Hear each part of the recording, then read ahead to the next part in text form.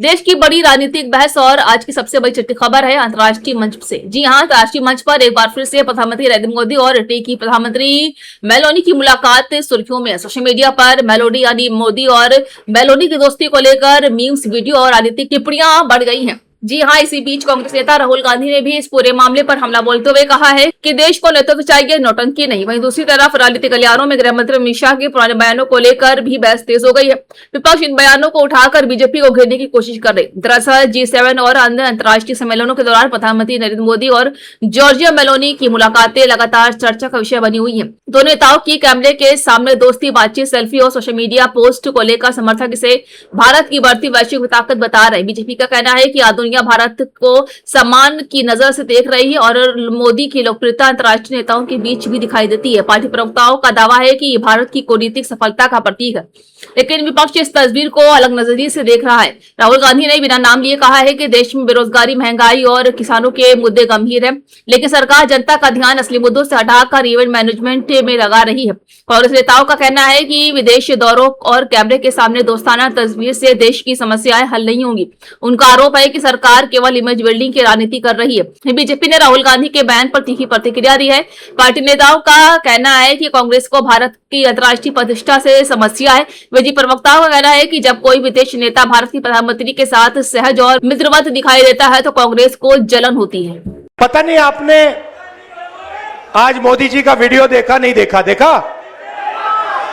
WhatsApp university वालों ने देखा? रील बनाई है, हिंदुस्तान के प्रधानमंत्री इटली के प्रधानमंत्री को, मेलोनी को मेलोडी टॉफी दिए हैं। इटली जाने से पहले, मेलोनी जी से मिलने से पहले उन्होंने हिंदुस्तान से कहा कि देखो आर्थिक तूफान आ रहा है,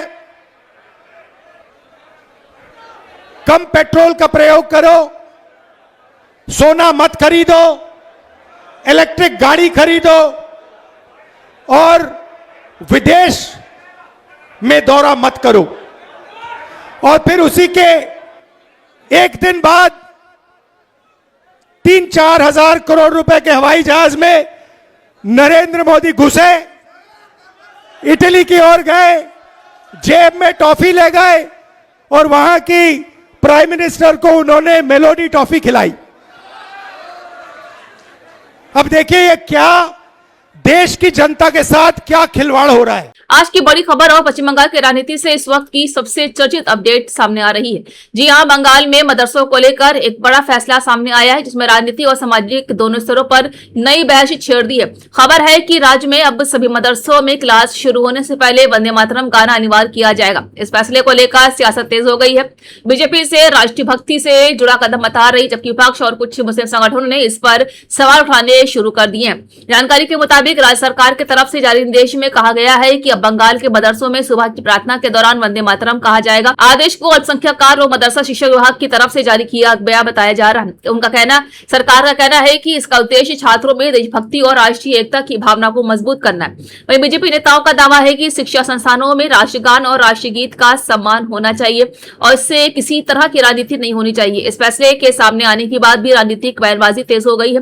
बीजेपी नेताओं ने कहा है कि वंदे मातरम भारत की आजादी की लड़ाई का प्रतीक है और इसे गाने में किसी को आपत्ति नहीं होनी चाहिए। वहीं पार्टी का कहना है कि देश पहले है और शिक्षा संस्थानों में राष्ट्र प्रेम की भावना विकसित करनी जरूरी है। बीजेपी समर्थकों ने सोशल मीडिया पर इस फैसले का स्वागत करते हुए इसे ऐतिहासिक कदम बताया। तो वहीं दूसरी तरफ विपक्षी दलों और कुछ धार्मिक संगठनों ने इस आदेश पर सवाल खड़े किए। उनका कहना है कि किसी भी धार्मिक और शैक्षणिक संस्थान पर एक खास परंपरा को अनिवार्य रूप से लागू करना विवाद पैदा कर सकता है। कुछ संगठनों का कहना है कि देशभक्ति किसी गीत या नारे तक सीमित नहीं है और इसे राजनीतिक मुद्दा नहीं बनाया जाए। यूपी में सड़कों और सार्वजनिक स्थानों पर नमाज को लेकर प्रशासन की सख्ती और मुख्यमंत्री योगी आदित्यनाथ के कड़े रुख के बीच अब समाजवादी पार्टी के कल्याण सांसद इकरा हसन ने ऐसा बयान दिया है। इसने देश की राजनीति में नया तूफान खड़ा कर दिया है। इकरा हसन का ये बयान सोशल मीडिया से लेकर राजनीतिक गलियारों में चर्चा का सबसे बड़ा विषय बन चुका है। दरअसल कुछ समय पहले उत्तर प्रदेश में सार्वजनिक स्थानों, खासकर सड़कों पर नमाज पढ़ने को लेकर प्रशासन लगातार सख्त दिखाई दे रहा है। कई जिलों में पुलिस और प्रशासन ने साफ निर्देश जारी किए हैं कि धार्मिक गतिविधियों के कारण यातायात तहत और आम लोगों को परेशानी नहीं होनी चाहिए। योगी आदित्यनाथ भी कई बार मंचों से कह चुके हैं कि सड़कें चलने के लिए होती हैं, धार्मिक आयोजन के लिए नहीं। सरकार का कहना है कि कानून व्यवस्था और सार्वजनिक सुविधा बनाए रखना उसकी प्राथमिक जिम्मेदारी है। लेकिन अब इसी मुद्दे पर कराची समाजवादी सांसद इकरा हसन ने तीखा पलटवार किया। इकरा हसन ने कहा है कि अगर लोगों को पर्याप्त जगह और सुविधा नहीं दी जाएगी तो वो आखिर कहां जाएंगे।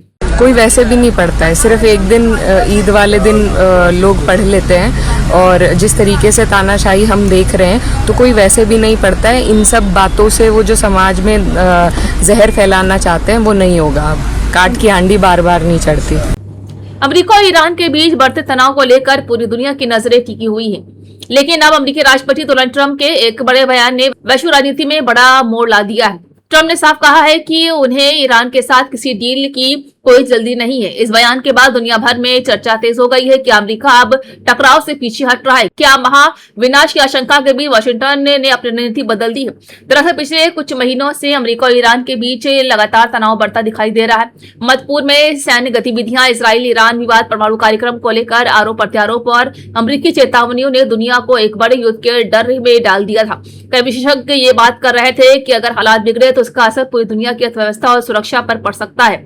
लेकिन अब ट्रंप के नए बयान ने संकेत दे दिया है कि अमेरिका फिलहाल सीधी टक्कर से बचना चाहता है। वहीं कोस्ट गार्ड अकादमी समारोह के दौरान डोनाल्ड ट्रंप ने कहा है कि इजराइल के प्रधानमंत्री बेंजामिन नेतन्याहू ईरान के मुद्दे पर वही करेंगे जो मैं चाहूंगा। ट्रंप का ये बयान बेहद अहम माना जा रहा है क्योंकि इससे ये संकेत मिलता है कि अमेरिका अब भी इजराइल की रणनीति पर मजबूत प्रभाव बनाए हुए है। साथ ही ट्रंप ने यह भी कहा है कि उन्हें किसी समझौते या डील की जल्दबाजी नहीं है। राजनीतिक विशेषज्ञों का मानना है कि यह बयान सीधे तौर पर ईरान को संदेश देने के साथ साथ अमेरिकी जनता और अंतर्राष्ट्रीय समुदाय को भी शांत करने की कोशिश हो सकता है। और ट्रंप के बयान के बाद अमेरिकी राजनीति में भी नई बहस तेज हो गई है। विपक्षी डेमोक्रेटिक नेताओं का कहना है कि ट्रंप की विदेशी नीति लगातार भ्रम पैदा कर रही है। कभी कड़ा और कभी बातचीत की बात और जल्दी नहीं वाला बयान, इन सब ने अमेरिका सहयोगियों को भी अपने असमंजस में डाल दिया है। वहीं ट्रंप समर्थकों का कहना है कि राष्ट्रपति युद्ध नहीं बल्कि पीस थ्रो स्टेट यानी ताकत के जरिए शांति की नीति पर काम कर रहे हैं। इस पूरे घटनाक्रम का असर अमेरिकी मिड टर्म चुनाव पर भी पड़ सकता है। राजनीतिक जानकारों का मानना है कि अगर अमेरिका किसी बड़े मुद्दे